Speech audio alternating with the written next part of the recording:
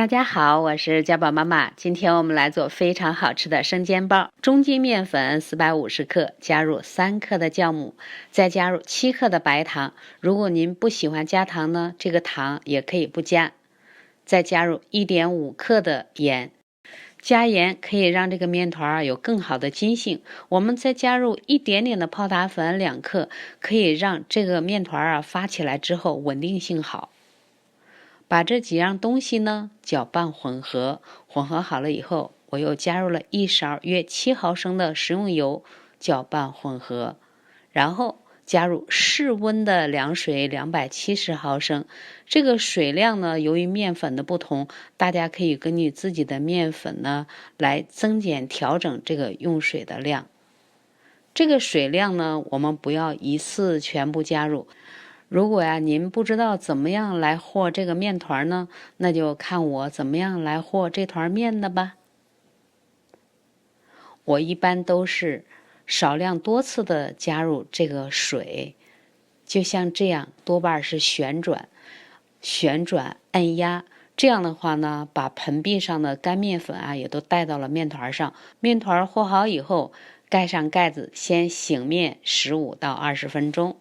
20分钟以后，我们再次揉这个面团，你看这个面团变软了很多，我们很轻松的就把这个面团揉得光滑了。醒面的时间就是让面粉和水呢有一个更好的融合的过程。我用了150克的韭菜，摘干净了以后呢，放在凉水里边多清洗几遍。这个韭菜呢，在这个韭菜的就是前面的这一部分，就是我手搓的这一部分呢，泥沙多半都在这个里边，所以说这个地方呢，我们要好好的轻微的揉搓，把里边的脏东西都洗干净。然后叶子部分呢，也稍微的清洗几遍。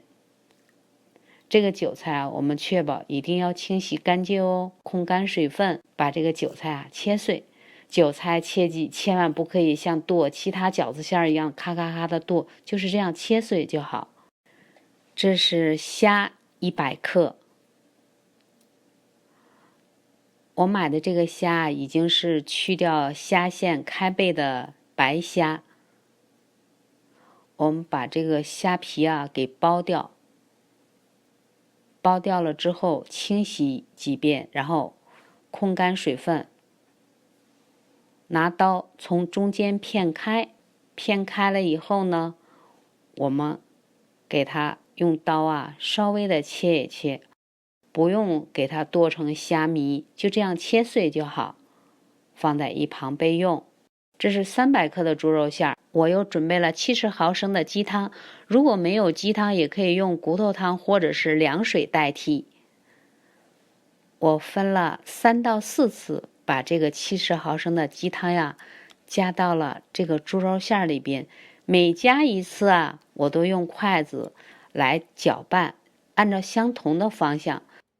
待每次加入的鸡汤你看被肉馅吸收干了之后，我再下一次加入鸡汤。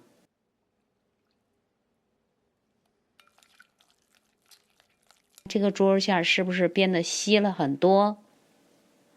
我又加入了1个鸡蛋，继续顺着刚才的方向搅拌来稀释这个肉馅。再加入生抽7毫升，老抽5毫升，蚝油7毫升，花椒粉0.5克，顺着相同的方向搅拌混合。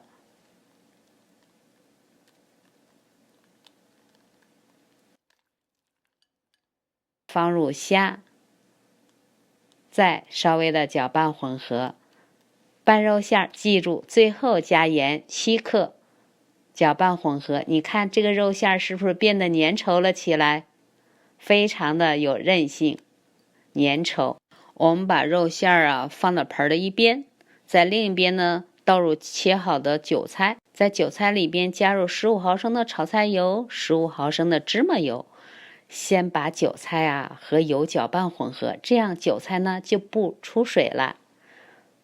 然后把这个肉馅和韭菜馅呢拌在一起，看我们香喷喷的馅料就拌好了。40分钟以后啊，你看这个面团啊，已经发到1倍大了。做生煎包啊，我们不需要让这个面团啊发到2倍大，就是半发面，比半发面呢再稍微的发一点点就可以了。我们把这个面团啊稍作整理，从中间抠个洞，然后就像这样旋转，然后呢，我把这个面团呢一分为2，把一半呢先放回到面盆里，盖上盖儿，以防干掉。把面团搓成粗细均匀的长条，切成大小均匀的面剂子12到14个，每一个呢约30克重。如果您喜欢吃小一点的呢，就多切几个面剂子。把这个面剂子啊，就像这样，给它折叠个5、6下，收底儿，给它团圆。团圆了以后，盖上保鲜膜，让它们松弛10分钟。松弛10分钟是为了更好的擀皮儿。我们从第一个面团开始擀起。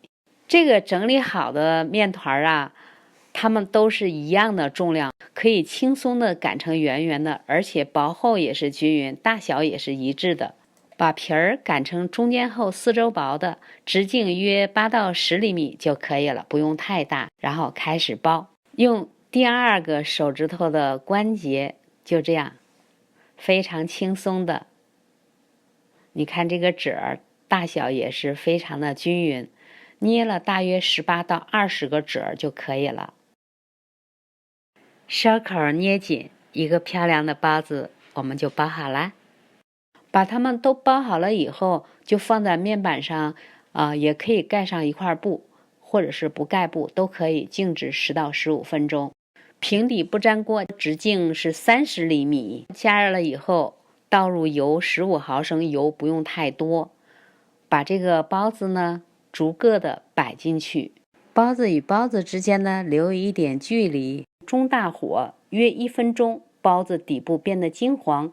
倒入热水150毫升，这是50度的热水，撒上黑芝麻点缀，盖上盖子，用中火或者是中火偏大一点点，也就是时钟35分钟那个位置，煎8到9分钟。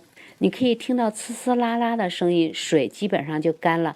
再转成小火煎2分钟，关火，打开盖，撒一些葱花，底部金黄、焦香酥脆的生煎包我们就做好了。总共大约用了11分钟。没有油的这一面啊，特别的蓬松暄软；用油煎的这一面，特别的焦香酥脆。哇，再看这个馅料，真的是特别的喷香。按照这个方法呀，次次都是成功的。喜欢我视频的朋友们，请点赞、关注、分享，谢谢大家的收看，我们下期节目再见。